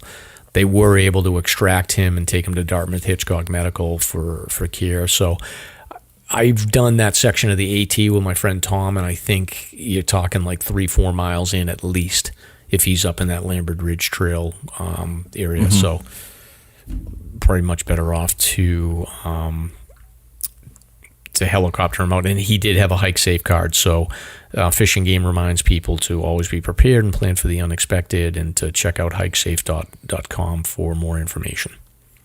Yeah. So good for him. The next one here, Stomp, I think you probably have some comments. So this just goes back to May 15th. So this is like over the weekend. There was like multiple rescues in the White. So there's a 73-year-old male hiker on the summit of Mount Cube who had a medical emergency. So conservation officers and Upper Valley Wilderness Response responded. They were about 2.5 miles on the Cross Rivendale Trail. So Cube Mountain, we just talked about Smarts Mountain. Cube Mountain is the mountain that is north of Smart. So when you go through the Hanover, sort of Dartmouth region on the Appalachian Trail, you transition from the Dartmouth Skiway, you start taking the AT through Smarts Mountain, and then that leads you up into Mount Cube, which is a beautiful peak that I'd highly recommend anybody that hasn't been there to check it out. But this guy, again, 2.5 miles up the Cross Rivendale Trail, rescuers were climbing towards the hiker's location, and I guess they attempted to get a helicopter out to him, and they were able to get the crew assembled, and the flight crew around 2:35, they were able to arrive with the distressed hiker, and then they got him out, and he was hoisted out with a jungle penetrator, and the Black Hawk took him to Dartmouth Medical. So it was, again, a 73-year-old gentleman from New Hampshire, and I guess he was well prepared and just had this medical incident, so they were able to get him out. And then at the same time that all this stuff's going on in Mount Cube, there were 2 more calls for injured hikers on the same day, and I think 2 separate reports of hikers on the Bridal Path reported that they had suffered lower leg injuries that was preventing them from continuing. On the heels of another Old Bridal Path the day before. So, Old Bridal seems to be a very popular trail at the moment for slips and falls and all kinds of things at the moment. Yeah, exactly. So there was a 28-year-old male hiker from New York, and then a 34-year-old female hiker from New Hampshire. 2 separate incidents that you guys were dealing with. So I think all of this stuff sort of started late in the afternoon, early evening, and then went up until sort of the middle of the night. So it was 2 separate rescues, I think, on Old Bridal or around that area that, one of them was, I guess, near the Greenleaf Hut, but steady rain all night. And I think that it sounds like everything got cleared out within, a couple of hours, probably 6 hours or so. But I don't know, Stomp, if you want to add anything to this. Yeah, just for the listeners, the trails right now are really interesting. The ice and snow that is left on trail, particularly on Old Bridal, is pretty significant, and that's where a lot of hikers are running into trouble. One of these cases, I believe, was just a random injury that just came out of the blue. The other was a lower leg injury, and I just have to say the turnout for the volunteers has been incredible. There were probably 30, 35 people on trail for these 2 rescues on the 14th. And an additional dozen or so for the night before for an individual that was on Old Bridal that ultimately walked out after an injury too. So, just be really careful out there, because when you start getting near tree line, the conditions are still pretty sketchy. So you just got to watch yourself. But I have to comment about the weather too. There was an attempted Black Hawk extraction of the individual at the hut, but the weather was so fierce that they could not get anywhere near Franconia Notch. And boy, I don't know if you guys have hiked in that type of weather, but it was pretty much nonstop thunder and lightning from say 4-ish all the way up until the hut, and then some on the way down. So it was pretty wild. I guess you got to do what you got to do, but hiking in those conditions is pretty spooky. At least for somebody with a titanium hip. Yeah. Did your rain gear hold up, or were you just drenched the whole time? Rain gear held up really well. My boots were perfect. My pants were soaked. My jacket was fine. But, the good thing was, here's the other weird thing. It's like 85 degrees out at the start of the rescues, and then the rain was so intense, this front that moved in, it dropped maybe 20, 25 degrees. So it was in the 60s. And in one sense, it was refreshing. We were not shivering by any means like that. And also props to the AMC. They gave everybody spaghetti and coffee at the hut and stuff, and we were getting things ready to roll. So that was really cool. AMC, thank you. So anyway, yeah. 'Tis the season, I suppose, but just be really careful out there, people, because the trails are not 100% dry, that's for sure. Yeah, well, rescues will be ramping up for sure. So we had another one on that came through on the media report. So this one was pretty straightforward, but a 71-year-old hiker from Florida was hiking the Hedgehog Mountain. So Hedgehog is on the 52 with a view, great mountain, has these really cool ledges that look right out over Pass Conway and Whiteface, and it's a beautiful area there. There's even some lower, that's actually a good hike to go, because there's these lower ledges that you can go and get a good view of the Kank Highway area and all that. But 71-year-old hiker was hiking on Friday around 5:30. Fish and Game got a call. So what happened is that she was hiking with her sister. The problem with Hedgehog in that area is that if you don't have an inReach or something, there's absolutely no cell connection in the middle of the Kank like that. So you're really on your own, and there's no, I don't even know, even if you go up on the ledges, whether you get connection or you may just be offline the whole time. But, she was in distress, and it was a heat issue. So, we talked about this before, how we went right into summer. She was unable to hike, and there was another group of hikers that made their way. So they came upon her and her sister.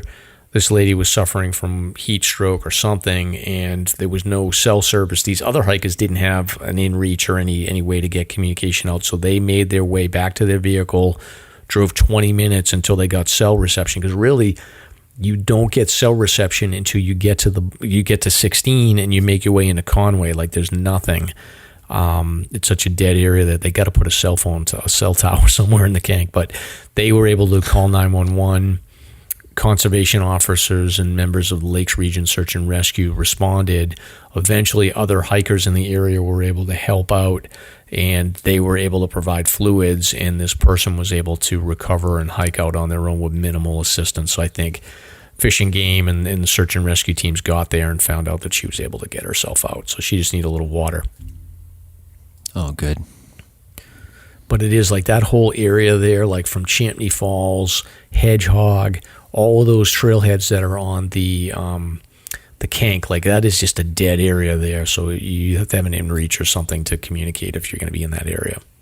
Mm-hmm. I'll have to remember that. I haven't hiked over there. Yeah. Very much. Yeah. And I think it's just because of that sort of, that notch that goes through the Kank. It's just there's no cell connection anywhere. So the next one here, Stomp, is on South Moat Mountain. So this goes back to May 6th. Around 2:30, Fish and Game responded to a call for a 58-year-old female from Massachusetts and her hiking companion. We're going up South Moat. Great hike. You can access South Moat Mountain it's in the North Conway area. Pass Conway Road. Trailhead is sort of right before the Albany covered bridge, right before you actually get on the Kank. And these folks were hiking. They were, I guess they reached the summit. They were coming back down the trail and this can happen because that section of the trail is it's sort of like loose rock. So I can imagine why they slept. Ankle injury. She was unable to hike down. So 911 was called. Fish and Game was activated with Lakes Region and some medical students from Solo. So the Solo students got some action here, and they were able to get this person on a litter and get her down the trail. So 2:30 the call went in, and pretty far up the trail, so she was carried about 2 miles and arrived at the trailhead around 7:30. So this person was an avid hiker who frequently hikes the mountains in New Hampshire, and they were well prepared, and she also had a hike safe card. Good. Yep. Seems like good to go. People are starting to really purchase those. Yeah, they are, and that's good news that the solo class was going on. They were able to help out. All right, next one here. A lot going on, Stump. We didn't get to any of these the last 2 or 3 weeks, so we're catching up. So this next one's on Monadnock. We've talked about Monadnock before. I love Monadnock. Highly recommend it. Stay away from like White Dot, White Cross. Go up Spellman, do these other trails. But this gentleman, 82 years old from Massachusetts, lost consciousness and hit his head while hiking with his wife. Oh boy! On the old halfway house trail at approximately 12:45. So Good Samaritan stopped and helped them out. I guess they activated ambulance services, and they were like 0.2 miles from this old toll road, so they were able to get to him and improve his condition to the point where he was able to walk out with assistance to an ambulance. So 12:45 the call came in. He was able to get transported around 4 o'clock. So luckily there was 3 Good Samaritans that called for help, and they were able to help out right away, which is good. Mm-hmm. Yeah, that's my goal this summer, is to get down to Monadnock and check it out. Yeah, well, I'll take you down there. I'll take you up. You should, because I'm clueless. Adventure. Yeah, I mean, I've seen it. Sure. I've seen it from the highway. I'm looking at it, going, "Boy, that's small." I mean, it looks pretty cool, but it's just such a little monster for the height, you know? Oh my God, it is so hard. Yeah, the only trails I've done are White Dot and White Cross, so I do need to branch out. You can do those. You can hike a 4,000 footer, because those are very hard trails. Yeah. Straight up. Oh, absolutely. Yeah, my aunt and uncle actually did White Dot and White Cross. Granted, like, my uncle was in his 60s at the time and had replaced his knees. Like, if he had talked to me beforehand, I probably would have said, you probably shouldn't hike this. And I think it was like a Thanksgiving dinner story, and they were like, I can't believe we did that. It was so hard. There were all these, we thought we were there. It was a false summit, and then they were like, it was so hard. And I was just sitting there thinking, I don't know if you should have hiked that, but glad you got a good view. Yeah. Isn't it the... Yeah, and for me, it's like, I love those trails, but my beef with them is just the crowds. Yeah. It's the most popular mountain, right? It out. Like, it is.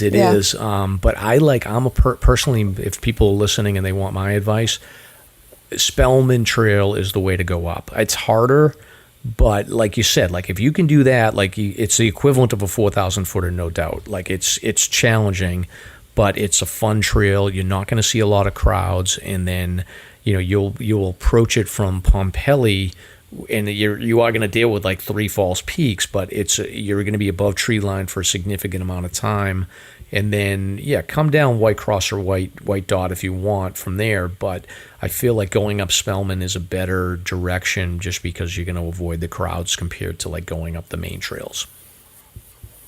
They also charge for parking now at the main lot, maybe? They do. I feel like I heard about that. Yeah, they do. Yeah, so they put in a reservation system during COVID, and it's weird because I have the New Hampshire like scenic parking pass, which covers you for the $5 lots when you're parking in the White Mountains. And I've signed up online with Monadnock and used that pass to get sort of basically like a $1 parking fee at the Monadnock. But the last time I was there, the attendant explained to me that, like, because I didn't reserve ahead of time, I showed them like my information. She was like, oh, that pass doesn't give you credit from Monadnock. So I'll have to look into it, or if somebody's listening and they know what the deal is, I think you have to buy a dedicated like New Hampshire Parks pass to get the cheaper parking there. Did one of you say that that's the most popular mountain around here? Well, I swear I Googled this once, and it was like top mountains to climb in the U.S. like the entire country, and Monadnock was one of them. Yeah, is it even in the world too? Yeah, my understanding it's so easy to access. Yeah, my understanding is it's the second most popular, or the second most commonly climbed mountain in the world behind Mount Fuji. That is wild. Yeah, that's Fuji. Yeah. I mean, I've seen pictures that are crazy. And that's why I say, like, going up that White Dot Trail is crazy sometimes. Although I will say the other thing that I've noticed about Monadnock, and again, I'm not a night hiker that much, but if you're comfortable like dealing with a headlamp and hiking at night, Friday nights are a good time to go on Monadnock, because I've gone up there a couple times, even in the summertime, like a Friday night leave trail at like 4 o'clock, because you have like 4.5 hours of light. Like, it doesn't get dark until like 8:30. So if you leave at like 4 o'clock at night, almost everybody else is coming down, and you can watch the sunset, or you can even like get up there and get down if you're a quick hiker. It's not a bad hike at all, because you've got almost 5 hours of light if you start at 4. Yeah. So anyway, but rescue on Monadnock, that's the other thing too, if you go to Monadnock, is you might get involved in being a good Samaritan with a rescue. So, high odds. Yeah, but it's not the last one I have here. So this is a sad story in Maine. A Lewiston woman has died after falling about 30 feet down a waterfall in Franklin County. This happened on, I think, May 9th. 29-year-old female was with friends at Smalls Falls in Township E, which is up way far north. She and a friend were in a pool above the falls when she got close to the edge, stumbled, and then fell down. And unfortunately, the friend climbed down to try to rescue her, but couldn't find her in the turbulent water. So it's like I looked at a picture of this falls, and it's like there's 3 different like cascades, and I think that there's a pool in the middle, and it sounds like she sort of fell over that middle pool and then fell down into a deeper pool, and they weren't able to locate her. So unfortunately, that's terrible, because the water is so cold right now. Holy moly. Yeah. And again, there was no cell connection, so he had to he couldn't find her, and then he had to drive to an area with cell reception and call 911. So it's just a sad story. Yeah, that's awful. Oh, that's awful. Yeah, horrendous. But it's like people need to be careful around these waterfalls, and one slip, it's too many. Not good. Too many stories. Yeah. Well, it's like those stories from the national parks where someone's like taking a selfie, and then next thing you know, they're gone, and it's like, what? Yeah, exactly. It's horrible. Yeah. All right, but that wraps it up for this week. So, Cindy, Meghan, thank you so much for joining us. Any last plugs you want to put in for 48 Peaks? So we're going to put everything in the show notes, but anything else you want to say? Well, thanks for having us. It's been fun. We would love to see you guys and anyone else who wants to join us this summer, in June or July, like we said, anytime. You can find us online at the website and on Instagram. We're growing it. We're almost at 300 followers, actually, on Instagram. I think we're at 299, and I'm like, come on, where's the one? 300. Right. Yeah. Yeah, no, we right, really appreciate your help. Come on, listeners. You guys are just helping us raise awareness of this event, and the association in general is huge. So we're very appreciative, and you guys are awesome, and been listening to as many episodes. So it's so cool to be here now with you guys. So just really appreciate it. It's a huge help in spreading our mission further. So thank you guys. Awesome. Fantastic. Yeah. Thank you. You're welcome. Thank you for listening. If you enjoyed the show, you can subscribe on Apple Podcasts, Spotify, Podbean, YouTube, or wherever you listen to podcasts. If you want to learn more about the topics covered in today's show, please check out the show notes and safety information at SLASRpodcast.com. That's SLASR podcast.com. You can also follow the show on Facebook and Instagram. We hope you'll join us next week for another great show. Until then, on behalf of Mike and Stump, get out there and crush some mega peaks. Now covered in scratches, blisters, and bug bites, Chris Staff wanted to complete his most challenging day hike ever. Fish and Game officers say the hiker from Florida activated an emergency beacon yesterday morning. He was hiking along the Appalachian Trail when the weather started to get worse. Officials say the snow was piled up to 3 feet in some spots, and there was a wind chill of -1 degree. And there's 3 words that describe this race. Do we all know what they are? Only one hill! Here's Lieutenant James Neelan, New Hampshire Fish and Game. Lieutenant, thanks for being with us today. Thanks for having me. What are some of the most common mistakes you see people make when they're heading out on the trails to hike here in New Hampshire? It seems to me the most common is being unprepared, and I think if they just simply visited hikesafe.com and got a list of the 10 essential items and had those in their packs, they probably would have no need to ever call us at all.